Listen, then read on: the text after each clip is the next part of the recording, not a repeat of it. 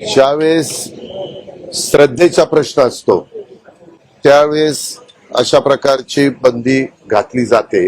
उदाहरणार्थ आषाढी एकादशी असेल, महाशिवरात्र असेल, महावीर जयंती असेल, अशा काही महत्वाच्या दिवस असतात त्यावेळेस. आता स्वातंत्र्य दिन हा देशाला स्वातंत्र्य मिळून 78 वर्ष होत आहेत. आपल्या देशामध्ये, आपल्या राज्यामध्ये काही जण शाकाहारी आहेत, काही जण मांसाहारी आहेत. आता तुम्ही जर कोकणात गेला तर कोकणात साधी भाजी करताना पण तिथं सोळे, सुकट, बोंबील असलं काही काही त्याच्यामध्ये घालतात. तो त्यांचा आहार आहे. म्हणजे जरी काही जण त्यांना मांसाहारी म्हणत असले तर तो पिढ्यानपिढ्या वर्षानुवर्ष जसं समुद्र आणि पृथ्वी अस्तित्वात आली तो त्यांचा आहार आहे. आणि त्याच्यामुळे त्यांचा आहार त्यांना घ्यायला अशी बंदी घालणं बरोबर नाही, उचित नाही. आणि महत्वाच्या शहरांच्या मध्ये तर अनेक जाती धर्माची लोक राहत असतात.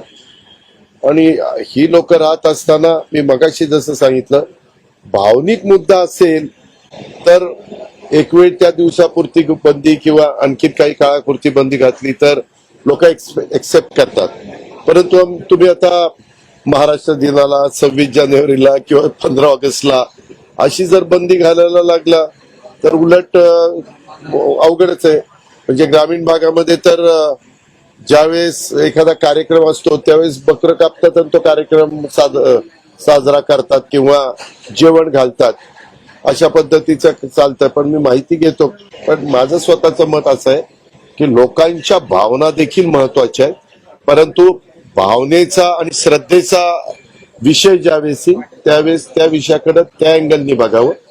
परंतु देशाच्या स्वातंत्र्याच्या बाबतीमध्ये ज्यांच्या आता आदिवासी समाजामध्ये तुम्ही जर बघितलं तर त्यांचा मोठ्या प्रमाणावर आहार हा अशा बाबतीतला मांसाहाराचाच असतो.